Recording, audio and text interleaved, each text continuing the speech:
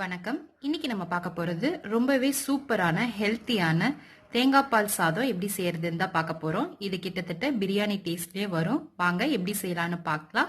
அதுக்கு முன்னாடி நம்ம சேனலை நீங்க இன்னும் சப்ஸ்கிரைப் பண்ணலன்னா மறக்காம சப்ஸ்கிரைப் பண்ணிட்டு கூடவே இருக்க பெல் ஐக்கானை கிளிக் பண்ணிக்கோங்க. ஃபஸ்ட்டு ஒரு குக்கரை வச்சுக்கோங்க. அதில் 3 ஸ்பூன் அளவுக்கு எண்ணெய் ஊற்றிக்கோங்க.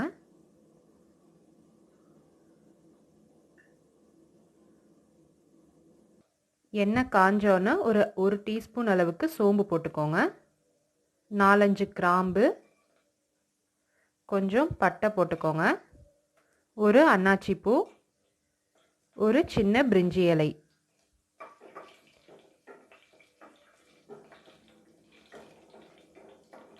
எல்லாம் நல்லா பொரிஞ்சோன்னு ஒரு 2 பெரிய வெங்காயம் நல்லா ஸ்லைஸாக கட் பண்ணி சேர்த்திக்கோங்க. உங்கள் காரத்துக்கு ஏற்றாப்புல கொஞ்சம் பச்சை மிளகாய் சேர்த்திக்கோங்க. எல்லாத்தையும் நல்லா வதக்கிக்கலாம்.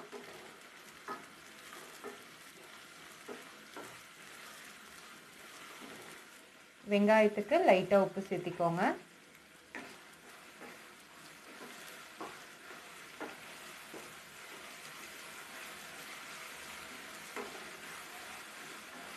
வெங்காயம் ஓரளவுக்கு வதங்கினோன்னு 1 ஸ்பூன் அளவுக்கு இஞ்சி பூண்டு பேஸ்ட் போட்டுக்கோங்க. பச்சை வாசனைலாம் போகிற அளவுக்கு நல்லா வதக்கிக்கோங்க. அடுத்து இது கூட ஒரு 2 பெரிய தக்காளி நல்லா பழுத்த பழமாக கட் பண்ணி போட்டுக்கோங்க. ஒரு 5 நிமிஷம் நல்லா எல்லாத்தையும் வதக்கிக்கலாம்.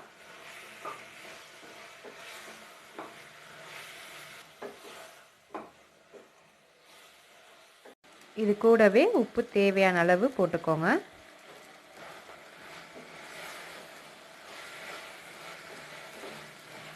தக்காளி இந்த அளவுக்கு நல்லா வதங்கினோன்னு கூட கொஞ்சம் புதினா கொத்தமல்லி போட்டுக்கலாம்.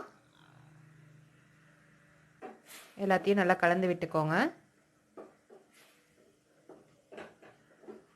இப்போது தக்காளி நல்லா வதங்கிருச்சு.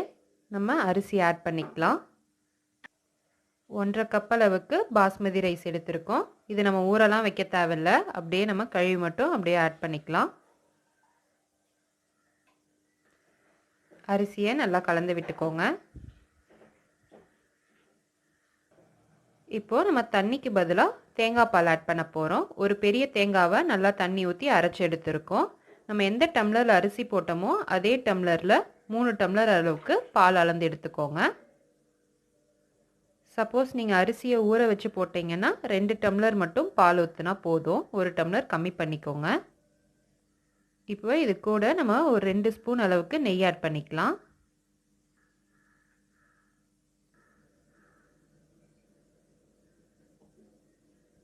உப்பெல்லாம் கரெக்டாக இருக்கான்னு பார்த்துட்டு நம்ம மூடி வச்சிடலாம்.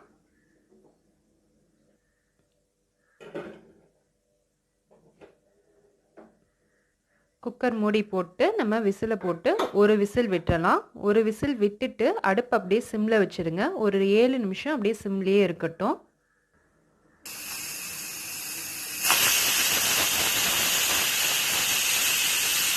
இப்போது விசில் வந்துருச்சு. இப்போ நம்ம அடுப்பை சிம் பண்ணிடலாம் ஃபுல்லாக. ஒரு 7 நிமிஷம் கழித்து பார்க்கலாம். நல்லா பொல பொலன்னு வெந்து வந்திருக்கு. அவ்வளோதான். இப்போ ரொம்பவே டேஸ்டான தேங்காய் பால் சாதம் ரெடி ஆயிருச்சு. இது மாதிரி நீங்களும் செஞ்சு பாருங்கள். செஞ்சு பார்த்துட்டு எப்படி இருக்குன்னு கமெண்ட்ஸில் சொல்லுங்கள். மறக்காமல் நம்ம சேனலை சப்ஸ்கிரைப் பண்ணிக்கோங்க.